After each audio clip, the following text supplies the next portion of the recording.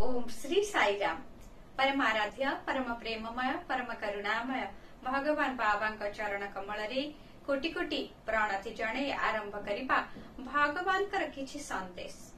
पवित्र रामनवमी उत्सवर अनेक अनेक शुभेच्छा और शुभ कामना। कृपा लाभ करिबा पाई जप और ध्यान उपरे अति जोर दियो बोली मु आदौ कहू नाही। सदा बेले बाक संयम कर, वचन को मधुर कर, कोमल कर, इंद्रिय मानक इच्छा पाखरे आदौ नई पड़ नाही। सदा सर्वदा ईश्वर चिंतन रे लागी रुह। भगवान का महिमा और महत्व को सर्वदा स्मरण करी रख। एतिकी ही यथेष्ट।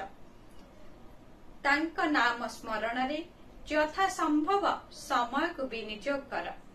एही साधना तुम पाई यथेष्ट। शुभ सकाळ। आपणकर दिनटी मंगलमय हेउ। जय साईराम।